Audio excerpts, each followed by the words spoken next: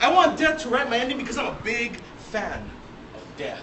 I want to be betrayed by death. I want to be an inky, grease-stained smear across burning desert highway, roasting slowly over hot, black, tar, asphalt, knowing it was my fault, the sun beating down on whatever's left of my torn body, ripped apart like that hungry green Ford armored tank that shredded James Dean in his silver tinfoil convertible shoebox model X23. Or was it a big, blue, scary Chevy?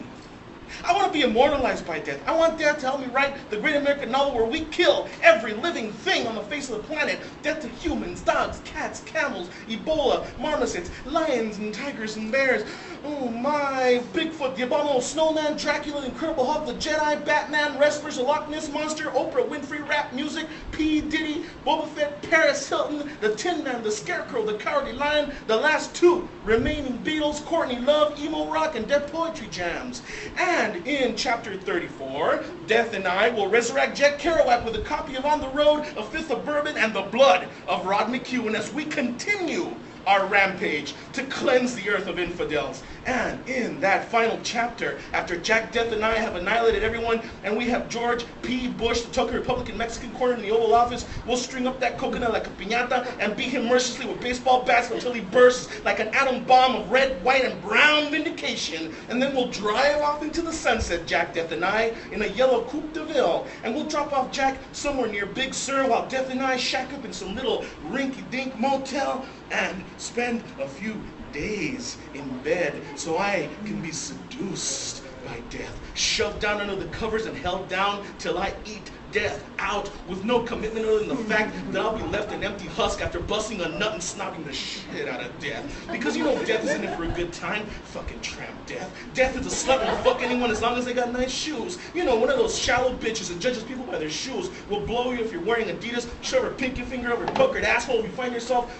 in size 12 Skechers, fellatio fucking queen death. Le Petit Mort, death by chocolate covered oil wrestling redheaded thong wearing co-eds.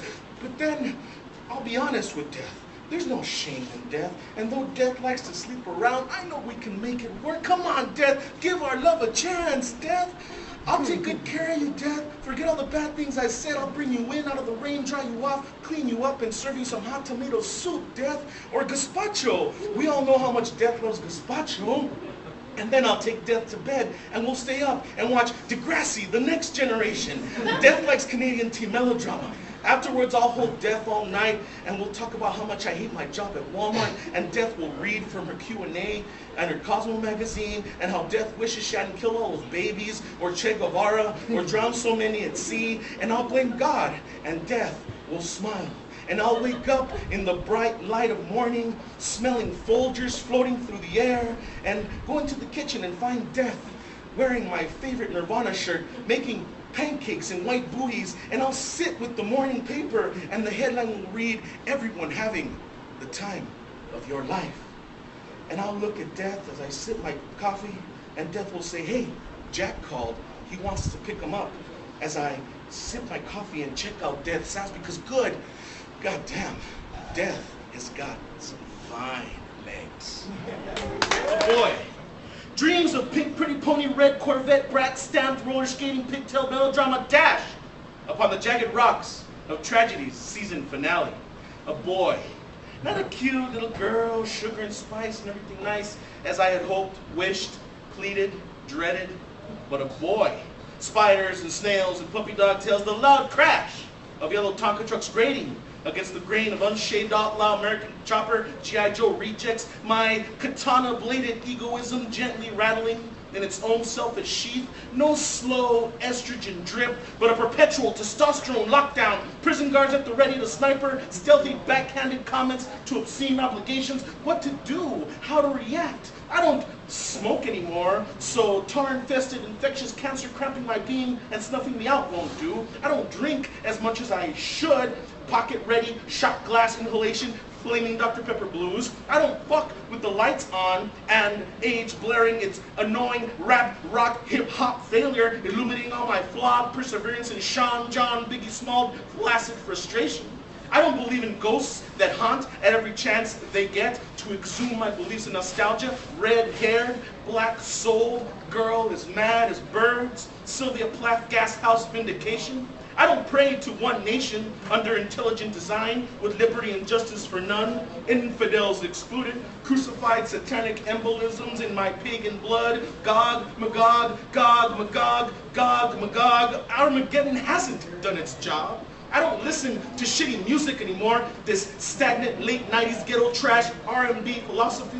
Whatever happened to the Afghan wigs, or medicine, or Fugazi?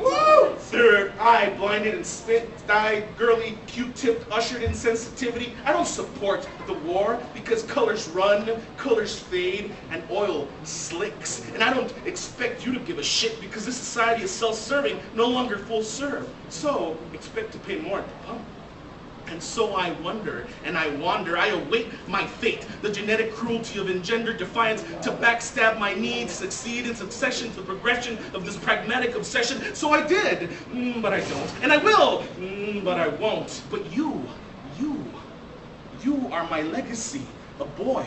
To endanger our endless excuses to subject justice, to jeopardize the civilized hypocrisy spotted due to age, fang-bear dissolution, the only absolution in absence. A boy to annihilate the flag of fundamentalism, bring back free thought into this thoughtless tyranny of tentacle terrorism, conservatism, Nazism, fascism, absolutism, despotism, and a brutal display of power, and overpower the chauvinistic, cock-headed monarchy of male theocracy, because God is gay.